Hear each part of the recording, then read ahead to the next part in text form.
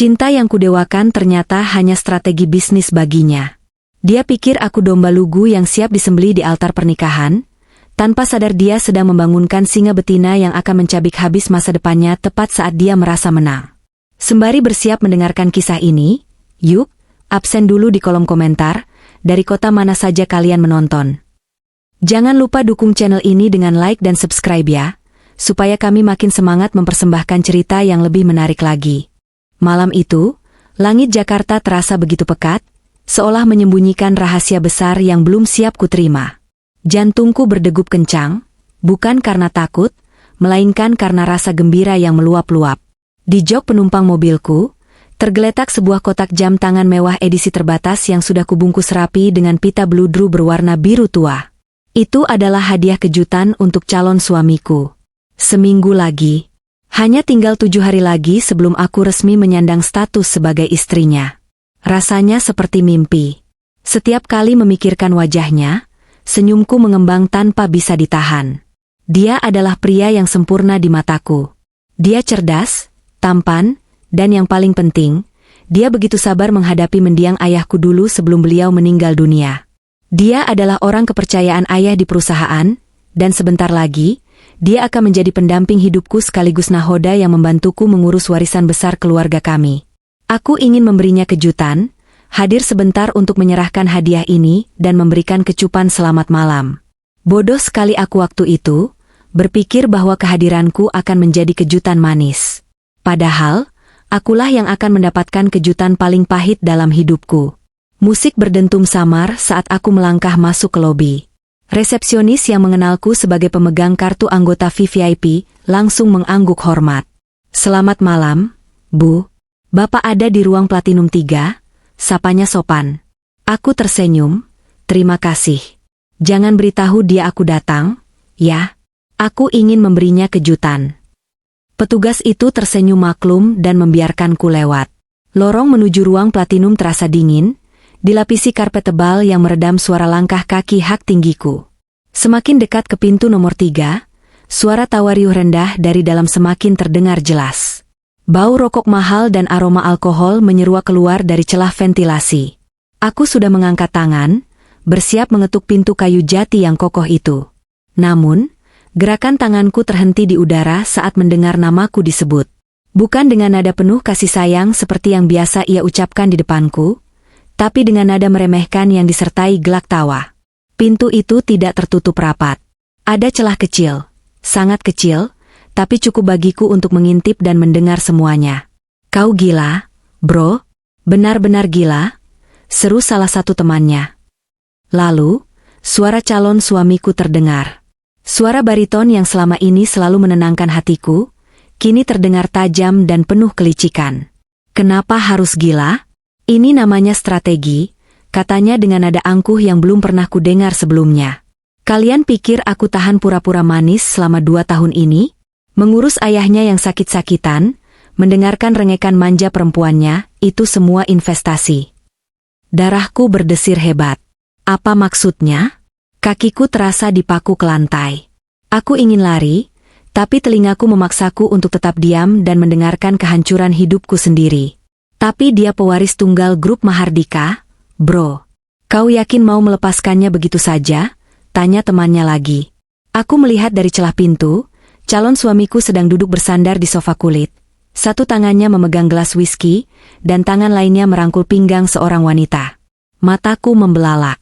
Wanita itu, Lucy. Dia adalah teman kuliah calon suamiku yang pernah dikenalkannya padaku sebagai sepupu jauh. Kenapa Lucy ada di pangkuannya? Calon suamiku tertawa lepas, lalu mengecup pipi Lucy dengan santai sebelum menjawab pertanyaan temannya. Kata-kata yang keluar dari mulutnya selanjutnya adalah belati yang menancap tepat di ulu hatiku. "Lihat kan aku berhasil menikahinya? Seminggu lagi aku akan menjadi suami dan pewaris perusahaan besarnya. Dan sesuai perjanjian kita, aku akan menceraikannya setelah 1 bulan kami menikah dan kukuras habis hartanya. Lalu aku akan menikahi Lucy dan pergi tinggal di luar negeri." Duniaku runtuh detik itu juga. Napasku tercekat. Kotak kado di tanganku hampir saja terlepas jika aku tidak mendekapnya erat-erat ke dada. 1 bulan? Lucy bertanya dengan nada manja, jarinya bermain di kancing kemeja calon suamiku. Lama sekali, sayang. Aku sudah tidak sabar kita bebas dari wanita bodoh itu. Sabarlah, sayang, jawab calon suamiku sambil mengelus rambut Lucy. Kita butuh waktu 1 bulan untuk memindahkan aset cair dan memanipulasi laporan keuangan agar seolah-olah perusahaannya bangkrut karena kesalahan manajemen dia sendiri. Kita akan hidup mewah di Swiss seperti rencana kita. Air mataku menetes tanpa suara. Panas dan menyakitkan. Jadi, selama ini semuanya palsu? Tatapan hangatnya, perhatiannya saat ayahku sakit, janji-janji manisnya tentang masa depan kami, semuanya hanya sandiwara untuk hartaku? Dia menyebutku wanita bodoh? Rasa mual yang hebat tiba-tiba menyerang perutku. Aku ingin mendobrak pintu itu, berteriak di depan wajahnya, dan melemparkan botol minuman ke kepalanya. Amarah membakar seluruh tubuhku, membuat tanganku gemetar hebat. Namun, didikan almarhum ayahku entah bagaimana muncul di benakku di saat kritis ini. Jangan pernah bertindak saat emosimu sedang di puncak. Mundur, atur strategi, lalu hancurkan lawanmu saat mereka lengah. Dengan tangan yang masih gemetar, aku merogoh ponsel dari dalam tas. Aku menekan tombol perekam suara. Aku mendekatkan ponselku ke celah pintu, merekam setiap kata-kata busuk yang keluar dari mulut pria yang akan kunikahi 7 hari lagi. Lagi pula, tambah calon suamiku lagi, suaranya terdengar begitu jumawa. Dia itu terlalu naif. Dia tidak pernah curiga sedikit pun padaku. Dia pikir aku malaikat penolong yang dikirim Tuhan setelah ayahnya mati. Padahal, aku adalah malaikat pencabut nyawa bagi kekayaannya. Gelak tawa pecah di dalam ruangan itu. Cukup. Aku sudah mendengar cukup banyak. Jika aku tinggal lebih lama lagi, aku mungkin akan kehilangan kendali dan melakukan hal bodoh yang justru akan menggagalkan rencana balas dendamku. Detik ini juga, rasa cintaku yang begitu besar telah hangus terbakar, menyisakan abu dendam yang hitam pekat. Aku mematikan rekaman, memasukkan ponsel kembali ke tas, dan melangkah mundur perlahan.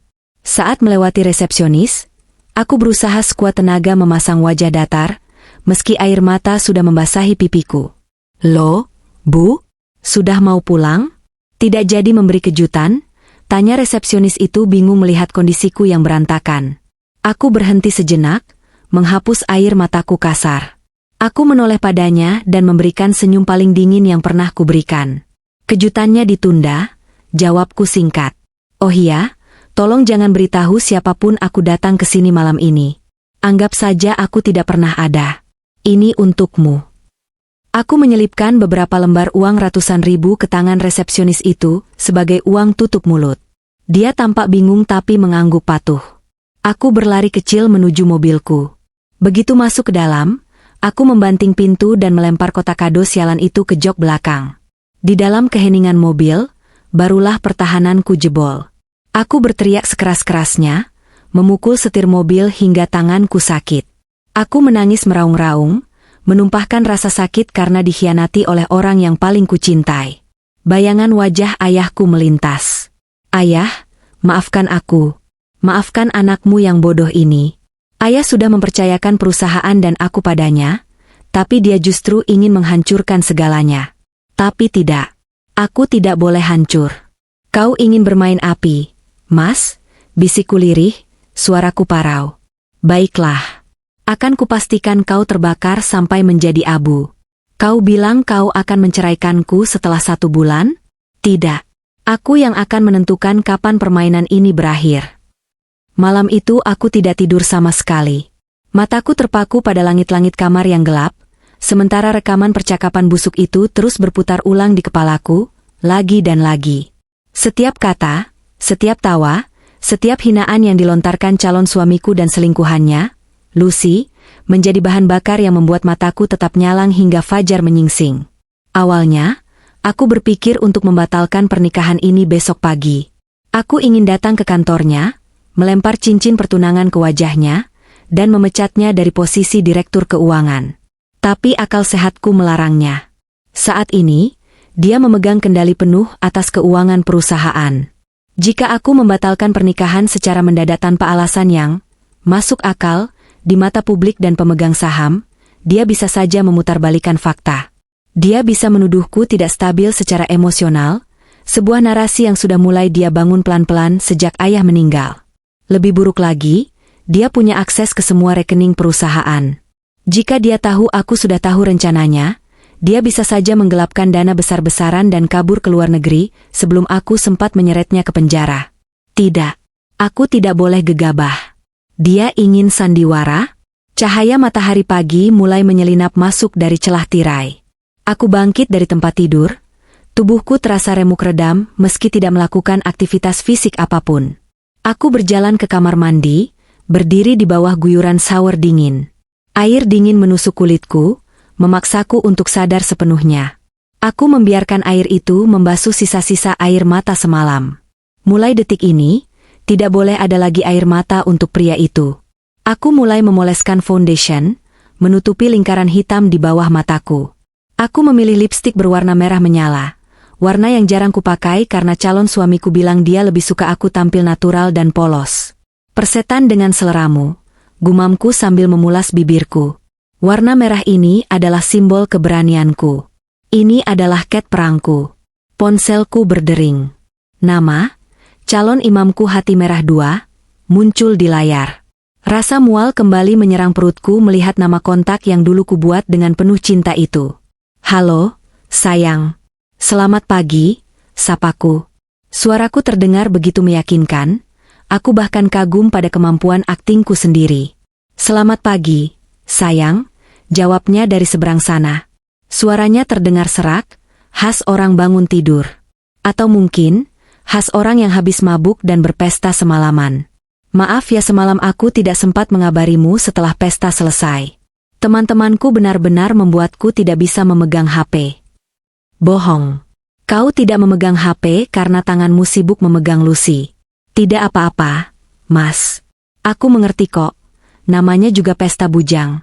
Kamu pasti bersenang-senang, kan? Tanyaku memancing. Ah, biasa saja kok. Cuma makan-makan dan ngobrol. Aku malah kangen kamu. Rasanya ingin cepat-cepat minggu depan supaya kita bisa bersama terus. Jawabnya. Kata-kata itu. Dulu, kalimat seperti itu akan membuatku tersipu malu dan merasa dicintai. Sekarang, kalimat itu terdengar seperti bisa ular yang mendesis di telingaku. Betapa ahlinya dia berbohong. Betapa licinnya lidahnya. Aku juga tidak sabar. Mas, jawabku, menekan rasa jijik yang bergejolak di tenggorokan. Oh iya, Mas bisa ke rumah pagi ini? Ada beberapa berkas vendor catering yang harus kita tanda tangani bersama. Ibu juga ingin bicara soal susunan acara resepsi. Tentu, sayang. Aku mandi dulu, lalu langsung meluncur ke sana. I love you. Ada jeda sejenak. Lidahku terasa keluh untuk membalas kalimat itu. Rasanya seperti dipaksa menelan racun. Tapi aku harus melakukannya. Demi rencanaku. I love you too, ucapku cepat, lalu segera mematikan sambungan telepon sebelum aku muntah. Aku segera mengganti nama kontaknya di ponselku. Menghapus, calon imamku hati merah 2, dan menggantinya dengan nama aslinya tanpa embel-embel apapun. 1 jam kemudian, mobilnya memasuki halaman rumah besar peninggalan ayahku. Aku menyambutnya di teras. Ini adalah ujian pertamaku. Membiarkan tubuhku disentuh oleh pengkhianat ini tanpa gemetar karena marah. Aku memaksakan senyum, melangkah maju, dan membiarkan dia memelukku. Aroma parfum mahalnya tercium, tapi hidungku yang tajam masih bisa menangkap sisa samar aroma parfum wanita lain yang menempel di jaket yang dia bawa di lengannya. Parfum Lucy. Kamu cantik sekali pagi ini, pujinya, menatap wajahku. Matanya sedikit terkejut melihat lipstik merahku. Tumben pakai lipstik merah? Ingin suasana baru? Jawabku santai sambil melepaskan pelukannya. Ayo masuk, ibu sudah menunggu di ruang tengah. Di ruang tengah, ibuku sedang duduk memeriksa daftar tamu. Ibu, yang sejak ayah meninggal menjadi satu-satunya pelindungku, tersenyum melihat kedatangan calon menantu kesayangannya. Ibu sangat menyayangi dia. Ibu percaya padanya karena dia selalu bersikap sopan dan sangat membantu mengurus perusahaan saat kami sedang berduka. Hatiku nyeri membayangkan betapa kecewanya ibu nanti jika tahu kebenaran ini. Tapi aku belum bisa memberitahu ibu sekarang. Ibu punya riwayat jantung. Berita ini harus disampaikan pelan-pelan, atau lebih baik, biarkan ibu melihat sendiri bukti kebusukannya nanti saat semuanya sudah siap. Nak Rian, ayo duduk. Sarapan dulu, tawar ibu ramah. Terima kasih, Bu. Nanti saja, saya masih kenyang. Tolaknya halus. Dia duduk di sampingku, tangannya langsung menggenggam tanganku. Kulitnya terasa panas di kulitku. Aku ingin sekali menepisnya, tapi aku membiarkannya. Jadi, bagaimana persiapan finalnya? Tanyanya, bersikap seolah dia peduli pada pernikahan ini. Semuanya sudah beres, Mas, kataku sambil menyodorkan beberapa berkas palsu yang baru saja kusiapkan tadi pagi. Cuma ada satu hal kecil. Aku berpikir, karena setelah menikah nanti kamu akan sibuk sekali mengurus perusahaan, dan aku ingin fokus mengurus yayasan sosial ibu. Bagaimana kalau aku memberikan kuasa penuh padamu untuk beberapa aset operasional? Mata calon suamiku berbinar seketika. Kilatan ketamakan itu begitu jelas terlihat sekarang. Padahal dulu aku mengiranya sebagai kilatan semangat kerja. Maksudmu? Tanyanya, berusaha menyembunyikan antusiasmenya. Ya, aku tidak mau pusing dengan urusan teknis. Aku percaya padamu. Kamu kan sudah terbukti mampu mengelola keuangan selama ini. Jadi aku minta pengacara untuk menyiapkan dokumen pelimpahan kuasa. Mungkin lusa baru jadi, pancingku. Wah, kamu yakin? Sayang? Itu tanggung jawab besar loh. Tapi kalau itu maumu dan demi meringankan bebanmu, aku siap saja, jawabnya dengan nada sok pahlawan. Aku sangat yakin, tegasku. Kamu kan suamiku, separuh jiwaku. Milikku adalah milikmu juga. Aku melihat sudut bibirnya berkedut menahan senyum kemenangan. Itu adalah tiket menuju kehancuranmu. Oh iya, Mas, kataku lagi, kali ini sambil menatap matanya dalam-dalam. Kemarin Lucy menghubungiku. Tubuhnya menegang seketika. Genggaman tangannya di tanganku sedikit mengeras. Reaksi panik yang sangat halus, tapi tidak luput dari mataku yang sekarang sudah waspada. Lucy? Sepupuku? Ada apa? Tanyanya terbatas sedikit. Dia bilang dia ingin membantu jadi bridesmaid pengganti, karena salah satu temanku ada yang batal hadir. Katanya dia sudah bicara padamu, kok kamu tidak bilang? Aku berbohong lagi. Lucy tidak pernah menghubungiku. Aku hanya ingin melihat reaksinya.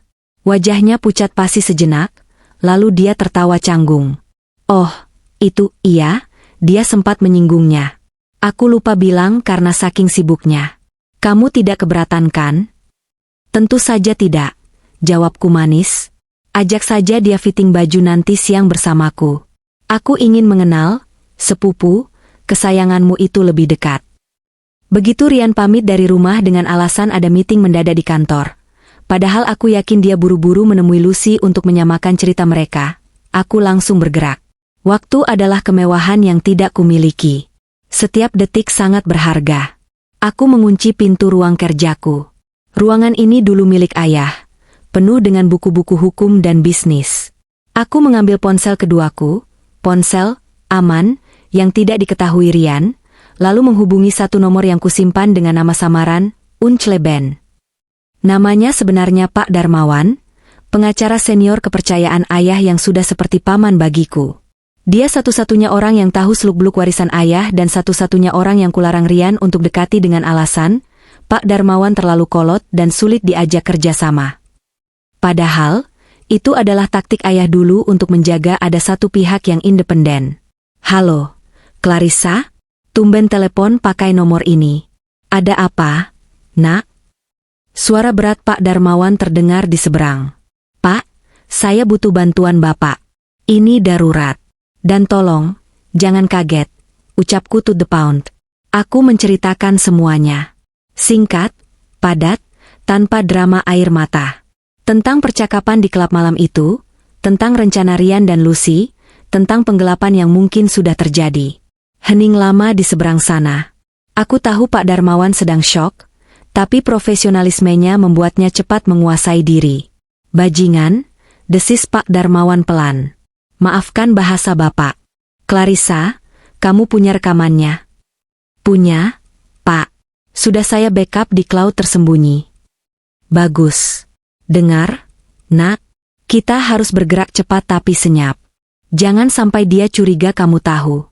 Bapak akan hubungi Ardi, detektif swasta langganan perusahaan untuk audit investigasi. Kita butuh bukti konkret, bukan cuma rekaman suara. Kita butuh jejak uang. Itu yang saya inginkan, Pak. Saya ingin tahu kemana saja dia mengalirkan uang perusahaan selama saya, buta, 2 tahun ini. Sore ini Ardi akan mulai bekerja. Dia bisa menyadap ponsel Rian dan melacak transaksi perbankannya. Kamu fokus saja berpura-pura jadi calon pengantin yang bahagia.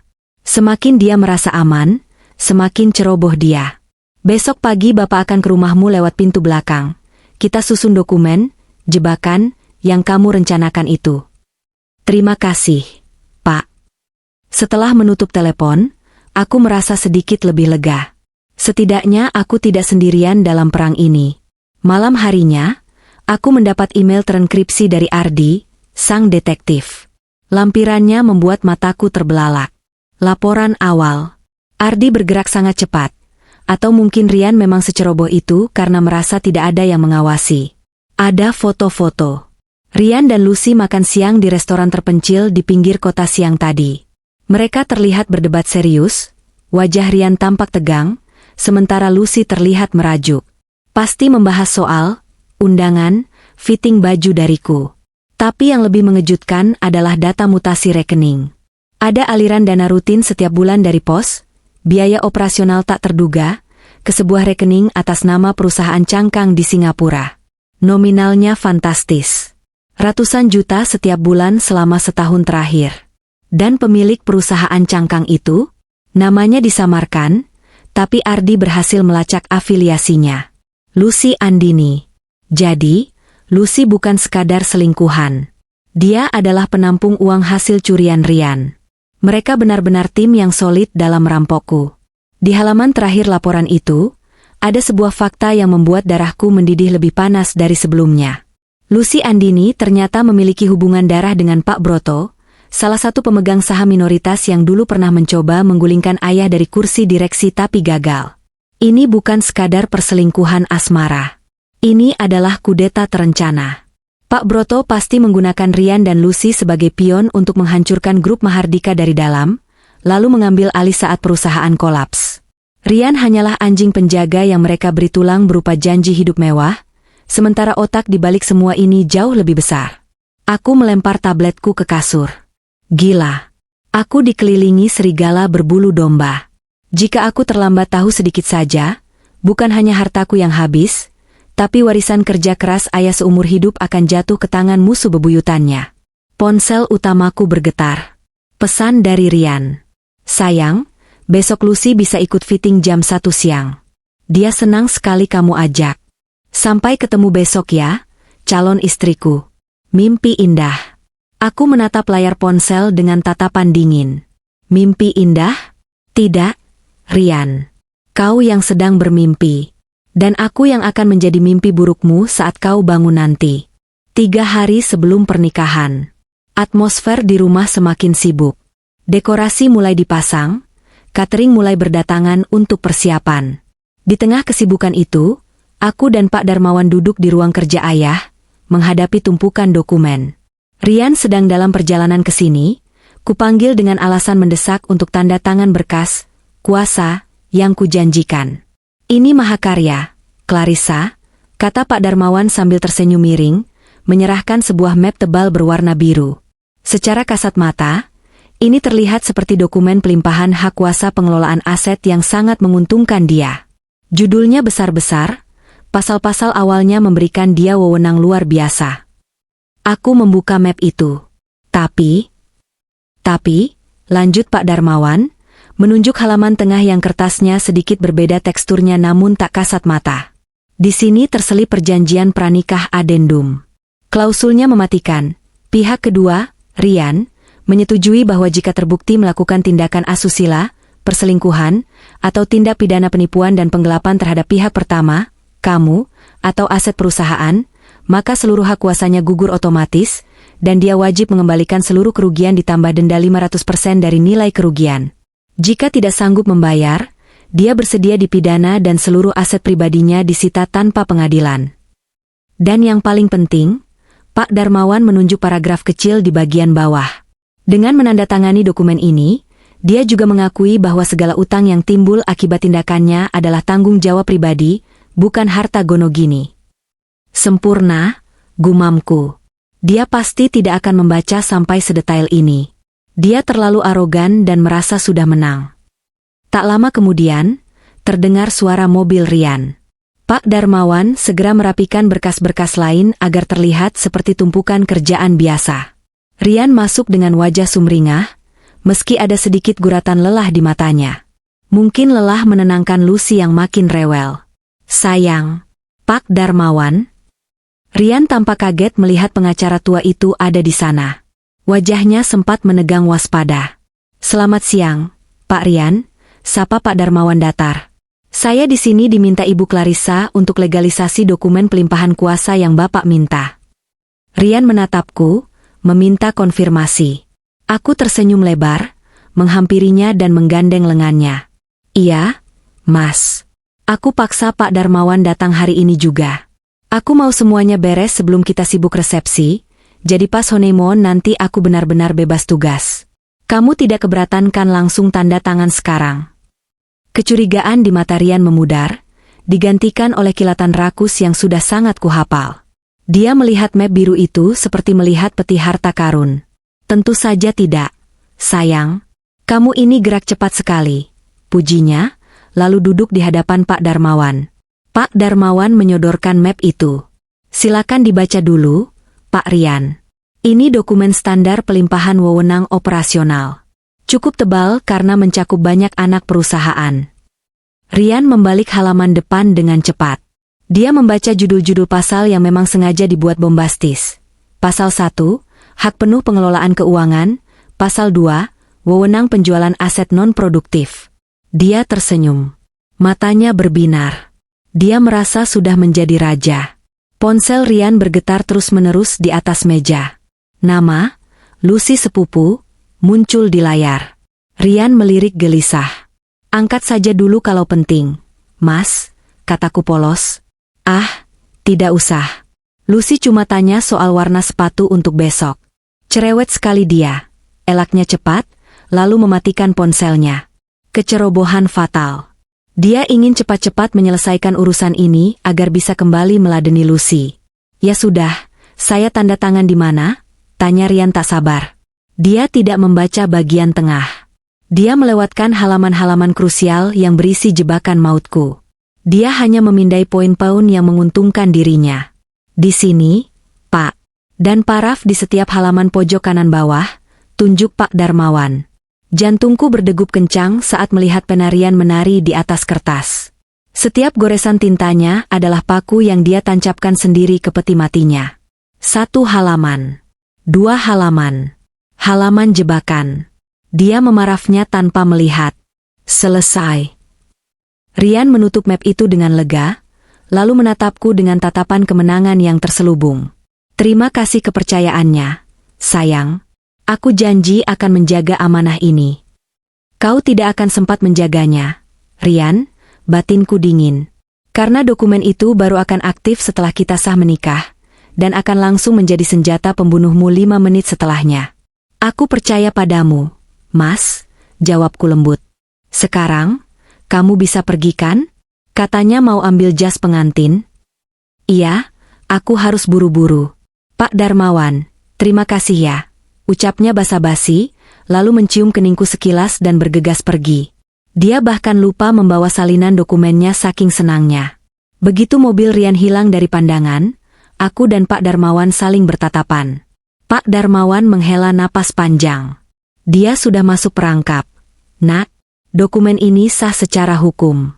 Dengan ini, kita punya dasar hukum untuk memiskinkannya sampai ke tulang-tulang.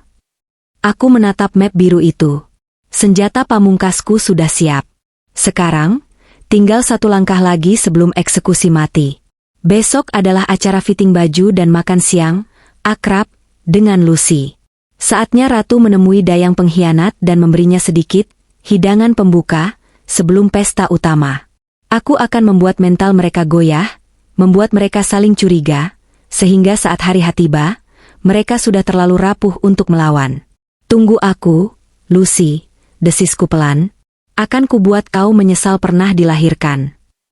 Hari yang dinanti, atau lebih tepatnya, hari eksekusi mental tahap pertama, akhirnya tiba. Aku sengaja memilih butik paling eksklusif di Jakarta Selatan untuk sesi fitting baju bridesmaid dadakan ini. Aku ingin Lucy merasa kecil, terintimidasi oleh kemewahan yang selama ini hanya bisa ia impikan atau ia nikmati dari hasil curian. Aku duduk di sofa bludru merah marun, menyesap teh Earl Grey yang disajikan pelayan butik, sementara menunggu kedatangan mereka. Rian datang lebih dulu, disusul Lucy 5 menit kemudian. Lucy masuk dengan gaya yang dibuat-buat, mengenakan gaun pendek yang terlalu terbuka untuk acara siang hari, menenteng tas bermerek yang aku tahu persis harganya setara dengan gaji Rian 3 bulan. Tas itu dibeli menggunakan kartu kredit perusahaan yang dipegang Rian. Darahku mendidih melihat barang buktiku dipamerkan begitu saja, tapi aku menahan diri. Senyum manis, topeng andalanku, langsung terpasang. Hai, sayang. Dan ini Lucia, sapaku riang, berdiri dan menyambut mereka. Lucy menatapku dari ujung rambut sampai ujung kaki. Ada kilatan iri yang tidak bisa disembunyikan di matanya, meski bibirnya tersenyum manis. Halo, Mbak Clarissa. Salam kenal. Wah, Mbak cantik sekali aslinya. Lebih cantik dari foto yang Mas Rian tunjukkan. Terima kasih, Lucy. Kamu juga unik. Jawabku ambigu, lalu beralih ke Rian. Mas, kenalkan ini sepupumu yang lost kontak itu kan? Rian tampak gugup. Matanya bergerak gelisah antara aku dan Lucy. Iya, sayang. Lucy ini memang agak tomboy dan bebas orangnya. Nah, karena itu aku pilihkan gaun yang spesial buat kamu, Lucy, kataku sambil memberi kode pada pelayan butik. Pelayan keluar membawa sebuah gaun bridesmaid berwarna abu-abu pucat dengan potongan yang sangat tertutup, berlengan panjang, dan berkerah tinggi. Modelnya kuno dan membosankan, sangat kontras dengan gaun pengantinku yang megah. Aku melihat wajah Lucy berubah masam seketika. Ini gaunnya? Tanya Lucy ragu, menatap Rian meminta pembelaan. Iya, jawabku mantap. Aku sengaja pilih model ini karena tema pernikahanku kan, elegan dan berkelas. Rian sering bilang lo sama aku, dia paling tidak suka wanita yang berpakaian terlalu terbuka di acara sakral. Katanya terlihat murahan dan tidak terpelajar. Benar kan, Mas? Aku menatap Rian lekat-lekat. Rian tersedak ludahnya sendiri. Dia terperangkap. Jika dia membela Lucy, dia akan terlihat mencurigakan. Iya. Benar. Aku memang suka yang sopan. Sayang, jawab Rian terpaksa. Lucy, kamu pakai saja pilihan Clarissa. Dia punya selera fashion yang bagus. Lucy menggeretakkan giginya, wajahnya memerah menahan marah. Baiklah kalau Mas Rian bilang begitu. Saat Lucy masuk ruang ganti, aku mengajak Rian duduk. Aku sengaja memegang tangannya erat-erat, membelai punggung tangannya dengan mesra. Mas, aku senang sekali Lucy bisa datang. Kasihannya dia, kelihatannya hidupnya agak susah. Tas yang dia bawa itu, sepertinya KW ya? Jahitannya agak kasar. Bisikku jahat, sengaja memancing. Rian tampak tersinggung, tapi dia tidak bisa marah. Ah, masa sih? Aku nggak perhatikan sedetail itu. Iya, makanya aku mau kasih dia uang saku, nanti setelah acara, hitung-hitung bantu saudara kamu. Oh ya Mas, soal dokumen kemarin, aku sudah bilang ke Ibu. Ibu senang sekali kamu mau bantu kelola aset. Ibu bilang, jarang ada laki-laki tulus seperti Rian yang tidak silau harta. Wajah Rian seketika berubah cerah. Pujian itu melambungkan egonya lagi. Rasa was-wasnya hilang, digantikan oleh kesombongan. Ibu terlalu memuji. Aku melakukan ini karena cinta sama kamu, bukan karena aset, dustanya lancar. Tiba-tiba Lucy keluar dari ruang ganti. Gaun abu-abu itu membuatnya terlihat kusam dan tua. Potongannya yang longgar menyembunyikan lekuk tubuh yang biasanya ia banggakan. Aku menahan tawa melihat betapa tidak nyamannya dia. Wah, pas sekali. Seruku pura-pura kagum. Kamu terlihat sangat sopan, Lucy. Jauh lebih baik dari pakaianmu tadi. Gimana menurutmu, Mas? Rian mengangguk kaku. Bagus kok. Anggun. Lucy menatap Rian dengan tatapan, kau akan mati nanti. Tapi dia memaksakan senyum pada saya. Makasih ya, Mbak. Sama-sama. Oh iya, habis ini kita makan siang bareng yuk? Aku yang traktir. Kita ke restoran seafood di seberang saja, ajakku. Di restoran, aku melancarkan serangan psikologis tahap kedua. Aku sengaja memesan menu kepiting saus Padang, makanan yang sangat ribet dimakan. Aku tahu Rian selalu membantuku mengupaskan kepiting, karena aku tidak suka tanganku kotor. Saat makanan datang, Rian secara refleks mengambil kepiting di piringku dan mulai mengupasnya, kebiasaan lama yang dia lakukan untuk mempertahankan citra pasangan romantis. Lucy yang duduk di hadapan kami menatap pemandangan itu dengan mata nanar. Dia menusuk-nusuk udang di piringnya dengan garpu seolah itu adalah jantungku. Mas Rian memang suami idaman. Ujarku manja sambil menerima daging kepiting yang sudah dikupas. Lucy, pacarmu suka kupasin kepiting juga enggak? Lucy tersentak. Saya lagi enggak punya pacar, Mbak. Oh ya? Cantik begini jomblo? Pasti seleramu ketinggian ya? Atau kamu nunggu suami orang? Candaku sambil tertawa renyah. Prang. Garpu di tangan Lucy jatuh ke piring, menimbulkan suara nyaring. Rian langsung menendang kaki Lucy di bawah meja. Aku pura-pura kaget. Kenapa Lucy? Kaget ya? Enggak, Mbak. Tangan saya licin, jawab Lucy ketus. Hati-hati dong. Oh iya, Mas, ingat gak janjimu dulu? Kalau ada orang ketiga di antara kita, kamu bilang kamu sendiri yang akan menghancurkan orang itu? Aku pegang janji itu loh sampai mati. Ucapku santai sambil menyuapkan nasi ke mulut. Rian tersedak minumannya. Dia terbatuk-batuk hebat. Wajahnya pucat. Lucy menatap Rian dengan tatapan bertanya-tanya, seolah menuntut penjelasan, apa maksudnya dia akan menghancurkan. Ketegangan di meja itu begitu pekat, hingga rasanya bisa diiris dengan pisau. Aku menikmati setiap detiknya. Melihat mereka saling lirik dengan penuh kecurigaan dan ketakutan, adalah hidangan penutup yang paling lezat siang ini. Mereka pikir mereka sedang mempermainkanku, padahal akulah dalang yang sedang menarik benang-benang ketakutan di otak mereka. Kenapa pada diam? Makanannya nggak enak? Tanyaku polos. Enak kok, sayang. Cuma agak pedas. Jawab Rian sambil mengelap keringat dingin di dahinya. Ya, hidup memang kadang pedas, Mas. Apalagi kalau kita main api, balasku sambil tersenyum penuh arti. Setelah makan siang itu, aku berpamitan pulang. Di kaca spion, aku melihat mereka bertengkar di parkiran. Lucy tampak menunjuk-nunjuk wajah Rian, mungkin marah karena Rian membiarkanku menghinanya atau ketakutan dengan ucapanku tadi. Bagus. Retakan sudah terjadi.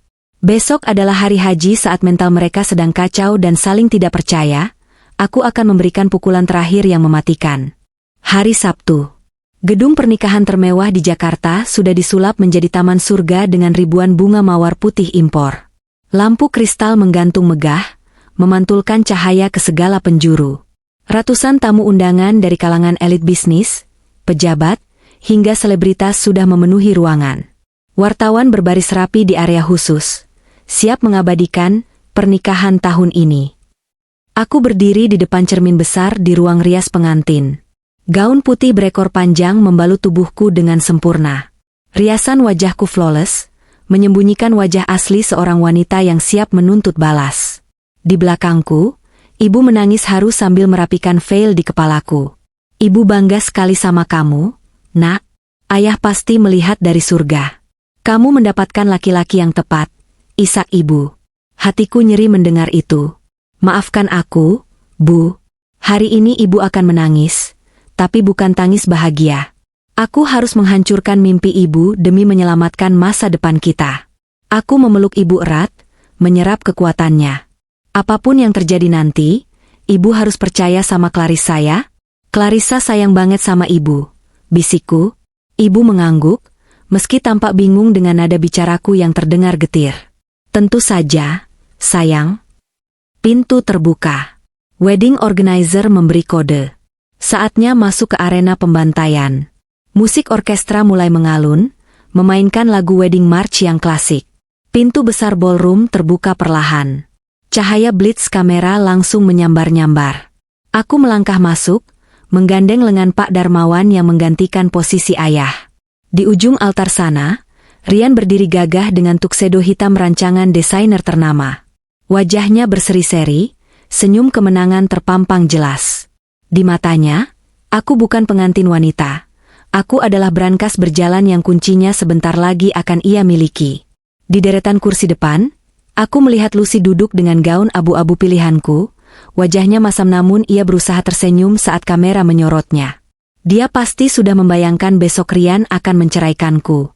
Aku berjalan pelan, tatapanku terkunci pada Rian. Setiap langkahku adalah detak bom waktu yang menghitung mundur. Saat sampai di altar, Pak Darmawan menyerahkan tanganku pada Rian. Tangan Rian terasa dingin dan berkeringat. "Kamu cantik sekali," bisiknya. "Nikmati selagi bisa," balasku lirih, nyaris tak terdengar. "Apa?" tanyanya bingung. Aku hanya tersenyum tipis dan menghadap ke arah pendeta. Upacara dimulai. Pendeta mengucapkan kata-kata pembuka, nasihat pernikahan yang terdengar suci namun terasa ironis di telingaku. Rian tampak tidak sabar, kakinya mengetuk-ngetuk lantai pelan. Dia ingin ini cepat selesai. Tiba saatnya pengucapan janji.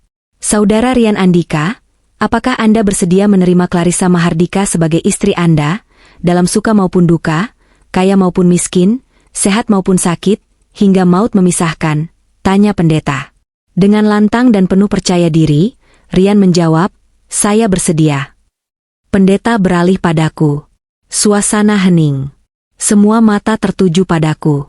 Mikrofon disodorkan ke depan mulutku. "Saudari Clarissa Mahardika, apakah Anda bersedia menerima Rian Andika sebagai suami Anda?" Aku diam. 1 detik. 5 detik. 10 detik. Keheningan mulai berubah menjadi kasak-kusuk kebingungan. Rian menatapku cemas, alisnya bertaut. "Sayang, jawab," bisiknya. Aku mengambil mikrofon itu dari tangan pendeta, lalu memutar tubuhku menghadap tamu undangan, memunggungi Rian. "Maafkan saya, Bapak Pendeta, Ibu, dan seluruh tamu undangan." Suaraku bergema jernih di seluruh ruangan. "Saya tidak bisa melanjutkan pernikahan ini." Gas, suara kaget membahana di seluruh ruangan. Ibu di kursi depan menutup mulutnya, syok. Rian langsung menyambar lenganku, cengkeramannya kasar. "Clarissa, apa-apaan kamu? Jangan bercanda. Ini tidak lucu." Desisnya panik, suaranya mulai meninggi. Aku menepis tangannya kasar. "Siapa yang bercanda? Aku tidak sudi menikahi pria yang berencana menceraikanku 1 bulan lagi demi wanita lain dan hartaku. Itu fitnah. Kamu gila ya? Siapa yang meracuni otakmu?" teriak Rian, mencoba memainkan peran sebagai korban. Wajahnya memerah padam. Tamu-tamu mulai berdiri. Wartawan merangsek maju. "Operator, putar videonya." Perintahku tenang ke arah teknisi suara di pojok ruangan yang sudah disiapkan Ardi, si detektif. Layar LED raksasa di belakang altar yang tadinya menampilkan foto prewedding kami yang romantis, tiba-tiba berubah hitam. Lalu, suara itu keluar. Jelas. Nyaring. Tanpa distorsi. "Lihat kan aku berhasil menikahinya? Seminggu lagi aku akan menjadi suami dan pewaris perusahaan besarnya. Aku akan menceraikannya setelah 1 bulan kukuras habis hartanya, lalu aku akan menikahi Lucy." Suara tawa Rian dan teman-temannya menggema di ballroom mewah itu. Wajah Rian di layar, yang diambil dari kamera tersembunyi Ardi di mobil Rian, bukan hanya rekaman suara. Ardi berhasil mendapatkan visual dari dashcam interior saat Rian menelepon Lucy membahas rencana itu di lain hari. Terpampang jelas. Rian membeku. Wajahnya yang tadi merah padam kini pucat seperti mayat. Dia mundur selangkah, menggeleng-gelengkan kepala. Di layar, gambar berganti menjadi foto-foto mesra Rian dan Lucy, bukti transfer uang perusahaan ke rekening Lucy, dan chat rencana mereka untuk memalsukan laporan keuangan. Lucy yang duduk di kursi tamu menjerit histeris saat wajahnya muncul di layar besar. Dia mencoba lari, tapi 2 orang petugas keamanan bertubuh kekar, orang sewaan Pak Darmawan, sudah menghadang jalan keluarnya. "Itu rekayasa. Itu Itu palsu." Rian berteriak, menunjuk layar dengan tangan gemetar. Dia menatapku dengan mata melotot. "Clarissa, kamu dijebak. Jangan percaya." Aku tertawa. Tawa yang dingin dan menusuk. Aku merogoh saku tersembunyi di balik gaunku, mengeluarkan sebuah dokumen yang dilipat rapi. Dokumen bersampul biru yang dia tanda tangani kemarin lusa. Mungkin rekaman itu bisa kamu sangkal sebagai Rian. Tapi tanda tanganmu di atas materai ini asli, kataku sambil mengangkat dokumen itu tinggi-tinggi. Kemarin lusa, kau menandatangani pelimpahan kuasa yang di dalamnya terdapat klausul pengakuan utang dan persetujuan penyitaan aset jika kau terbukti berselingkuh atau menipu. Dengan bukti video di belakangku, dokumen ini aktif detik ini juga. Apa?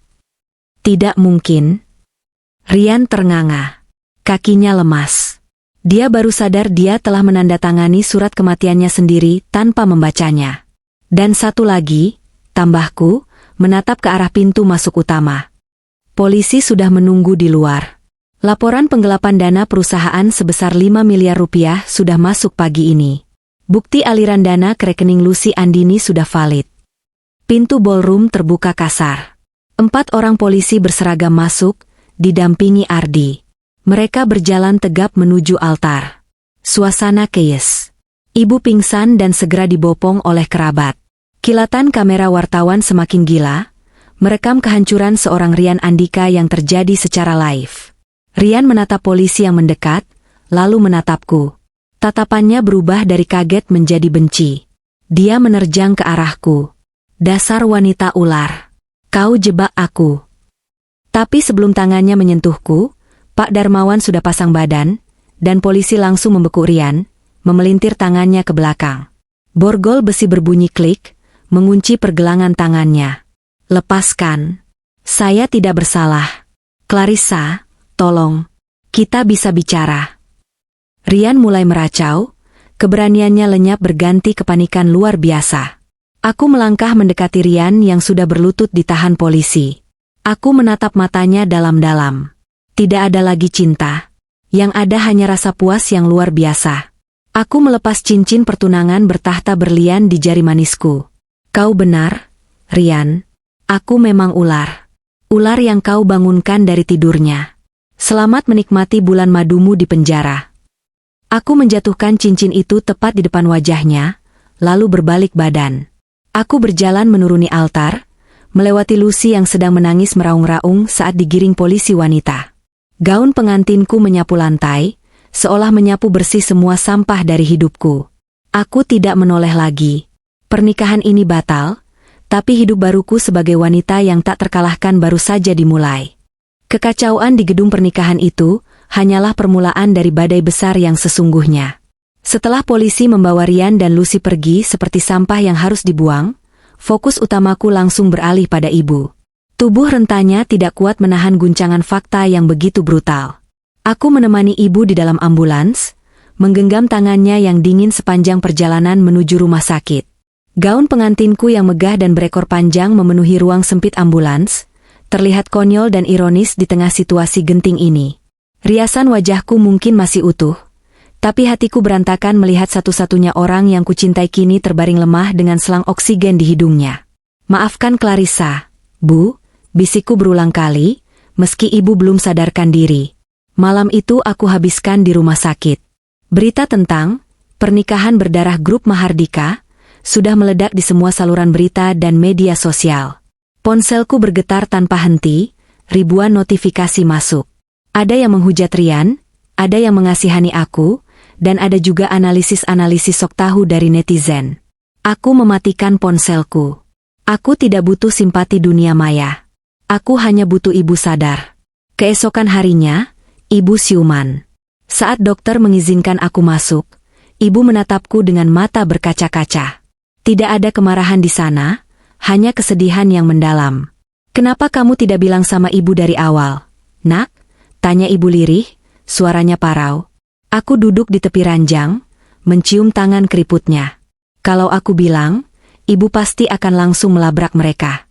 Rian akan tahu, dan dia akan kabur membawa uang perusahaan yang sudah dia gelapkan. Aku harus menangkap basah dia, Bu. Aku harus memastikan dia tidak bisa bangun lagi setelah jatuh. Ibu menghela napas panjang, air matanya menetes. Ibu merasa bodoh. Ibu sudah menganggap dia seperti anak sendiri. Ibu bahkan sudah menyiapkan warisan untuknya. Ibu tidak bodoh. Dia yang terlalu licik. Tapi sekarang sudah selesai, Bu. Dia tidak akan bisa menyakiti kita lagi. Setelah memastikan kondisi ibu stabil, aku meninggalkan rumah sakit. Perang belum selesai. Aku harus membersihkan sisa-sisa kotoran yang ditinggalkan Rian. Tujuan pertamaku adalah kantor polisi. Pak Darmawan sudah menungguku di sana bersama Ardi. Wajah pengacara tua itu tampak puas, seolah baru saja memenangkan lotre. "Bagaimana, Pak?" tanyaku sambil duduk di kursi besi yang dingin. "Menyedihkan," jawab Pak Darmawan sambil terkekeh pelan. Mental mereka kerupuk. Baru 1 malam di sel tahanan, mereka sudah saling gigit. Strategi, dilema tahanan, yang kita terapkan berhasil total. Polisi memisahkan ruang interogasi mereka. Kami bilang pada Lucy bahwa Rian menuduh Lucy sebagai otak penggelapan dana, dan Rian mengaku hanya disuruh. Lucy langsung histeris dan membeberkan semuanya. Apa yang dia katakan? Semuanya, Clarissa. Lucy menyerahkan bukti chat, rekaman suara, bahkan buku catatan kecil tempat dia mencatat aliran dana haram itu. Dia bilang Rian yang memaksanya membuka rekening penampungan.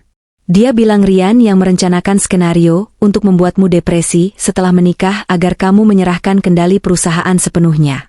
Lucy berusaha menyelamatkan dirinya sendiri dengan menimpakan semua kesalahan pada Rian. Aku tersenyum miris. Cinta sejati macam apa itu? Begitu kapal karam, tikus-tikus langsung berebut pelampung dan saling menendang. Lalu Rian? Rian masih dalam penyangkalan. Dia terus berteriak minta bertemu kamu. Dia bilang ini salah paham. Dia bilang dia dijebak. Tapi begitu penyidik menyodorkan dokumen, adendum perjanjian pranikah, yang dia tanda tangani, dia langsung bisu. Dia baru sadar bahwa dia tidak hanya menghadapi penjara, tapi juga kebangkrutan total. Pak Darmawan membuka map biru yang dibawanya. Sesuai klausul yang kamu buat, Clarissa. Denda 500% dari nilai kerugian. Total uang yang dia gelapkan sekitar 5 miliar. Artinya dia berhutang padamu 25 miliar. Kami sudah mengajukan sita jaminan atas semua aset pribadinya pagi ini. Lakukan, Pak. Sita semuanya. Apartemennya, mobil sport yang dia banggakan, jam tangan koleksinya, bahkan baju-baju bermerek di lemarinya. Aku ingin dia keluar dari penjara nanti, kalau dia bisa keluar, hanya memakai celana dalam. Sore harinya, drama lain terjadi di lobi kantor pusat grup Mahardika. Orang tua Rian datang.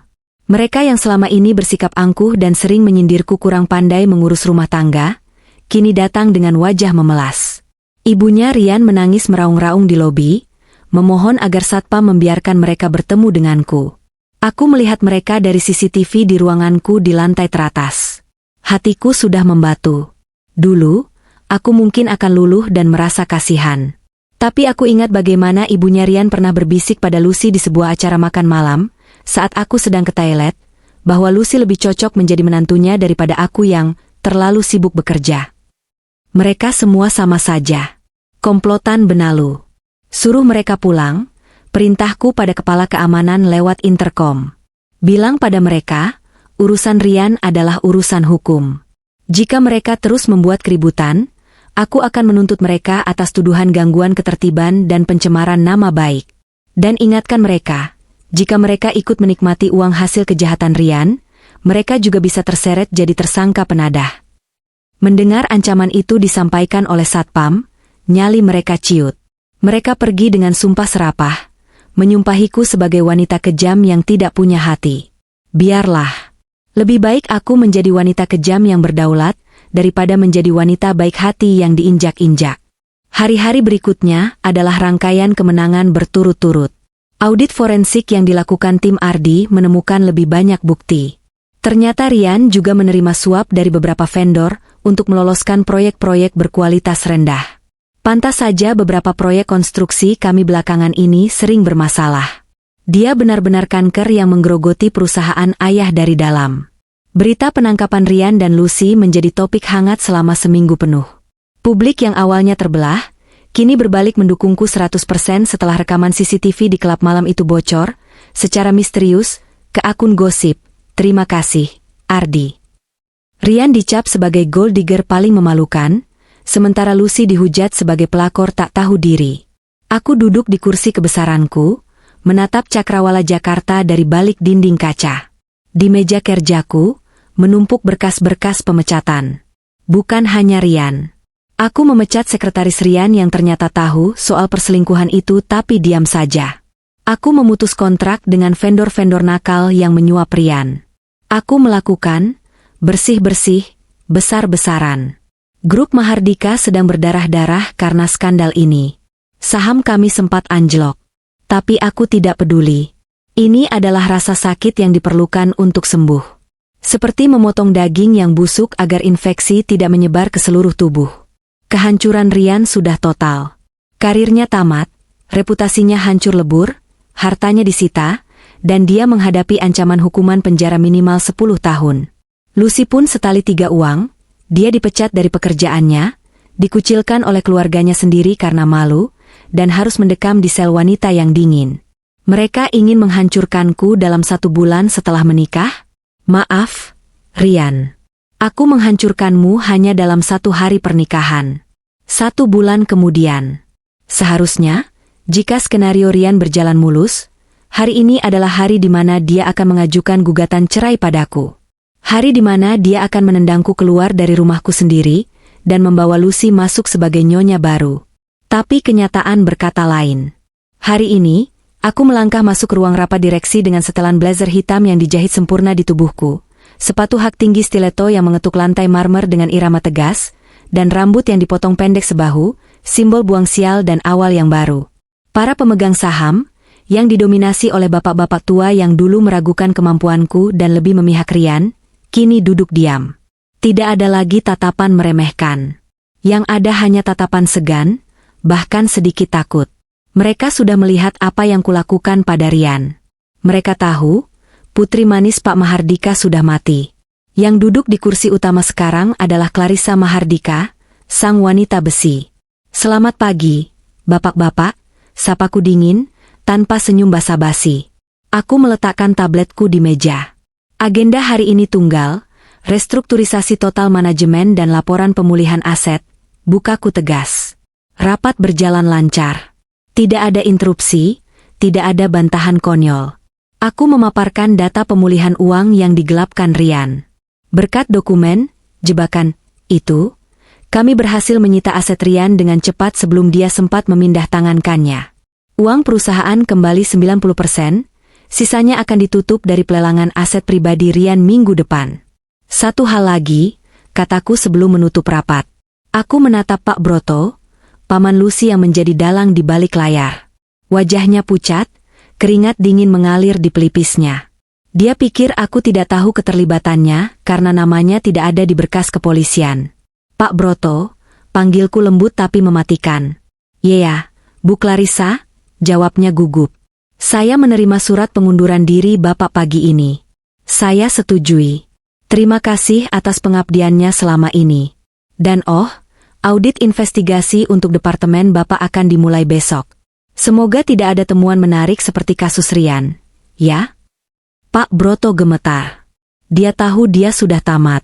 Aku memberinya pilihan, mundur dengan hormat sekarang, atau aku seret dia ke penjara menyusul keponakannya.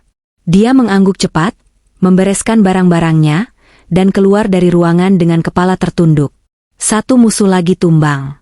Siang harinya, aku memutuskan untuk melakukan satu hal terakhir untuk menutup buku masa laluku. Aku pergi ke Rutan Salemba. Aku duduk di ruang pengunjung, dibatasi oleh kaca tebal dan jeruji besi. Beberapa menit kemudian, petugas membawa Rian keluar. Penampilannya sungguh menyedihkan. Rambutnya dicukur botak, wajahnya tirus dan kusam, ada lebam di sudut bibirnya, mungkin salam perkenalan dari narapidana lain. Baju tahanan oranye yang dia pakai terlihat kedodoran. Di mana Rian yang gagah dan wangi parfum mahal itu? Hilang tak berbekas. Saat melihatku, matanya membelalak. Dia langsung menyambar gagang telepon interkom. "Clarissa, Clarissa, tolong aku," serunya histeris. Suaranya pecah. "Aku tidak kuat di sini. Mereka menyiksaku. Tolong cabut tuntutannya, sayang. Aku janji akan melakukan apa saja. Aku akan jadi budakmu seumur hidup, tolong keluarkan aku. Aku mengangkat gagang telepon dengan tenang. Wajahku datar tanpa ekspresi. Sayang, ulangku dengan nada mencemooh. Panggilan itu sudah kadaluarsa, Rian. Sama seperti hidupmu. Clarissa, kumohon, aku hilaf. Aku digoda Lucy. Dia yang merencanakan semuanya. Rian mulai menangis, air mata dan ingus bercampur di wajahnya. Pemandangan yang menjijikkan. Lucu, kataku datar. Lucy bilang kau otaknya. Kau bilang Lucy otaknya. Kalian memang pasangan serasi, sama-sama pengecut. Clarissa, ingat ayahmu. Ayahmu sayang padaku. Dia mencoba kartu terakhirnya. Jangan sebut nama ayah dengan mulut kotormu. Potongku tajam. Mataku menatapnya tajam, membuat nyalinya menciut. Ayah menyayangimu karena dia pikir kau pria terhormat. Kalau ayah masih hidup dan tahu kelakuanmu, dia sendiri yang akan menembak kepalamu. Rian terdiam, bahunya terguncang hebat karena tangis. Aku datang ke sini bukan untuk membebaskanmu, Rian. Aku datang untuk melihat hasil karyaku. Aku ingin memastikan bahwa orang yang berniat menghancurkanku, kini berada tepat di tempat yang pantas untuknya. Aku berdiri, meletakkan gagang telepon. Tunggu. Clarissa. Jangan pergi. Apa yang harus kulakukan? Hartaku habis, utangku menumpuk, keluargaku hancur. Apa yang tersisa buatku? Teriaknya putus asa, memukul-mukul kaca pembatas. Aku mencondongkan tubuh ke kaca, menatap matanya lekat-lekat meski suaraku tidak terdengar lagi lewat telepon. Aku mengejar gerak bibirku pelan agar dia bisa membacanya. Enika Matei Saja. Aku berbalik dan berjalan keluar. Teriakan histeris Rian samar-samar terdengar di belakangku saat petugas menyeretnya kembali ke sel. Begitu melangkah keluar dari gedung penjara, udara segar menyambutku. Langit Jakarta yang biasanya abu-abu, hari ini terlihat biru cerah. Aku menarik napas dalam-dalam, mengisi paru-paruku dengan oksigen kebebasan. Tidak ada lagi rasa sakit di dada. Tidak ada lagi keraguan. Aku merogoh saku, mengambil satu benda terakhir yang masih kusimpan. Sebuah flash disk berisi rekaman suara Rian di klub malam itu. Bukti awal dari semua kegilaan ini. Aku melihat tong sampah di dekat gerbang. Tanpa ragu, aku melempar flash disk itu ke dalamnya. Masa lalu sudah terkubur. Rian hanyalah satu bab buruk dalam buku kehidupanku yang tebal. Bab itu sudah selesai. Sekarang saatnya menulis bab baru. Ponselku berdering. Telepon dari ibu. Halo, Bu? Clarissa, kamu di mana? Nanti malam jadi makan malam di rumah? Ibu masak sup buntut kesukaanmu. Aku tersenyum. Senyum yang tulus, bukan senyum topeng yang selama ini kupakai. Jadi, Bu, aku sedang jalan pulang. Aku lapar sekali.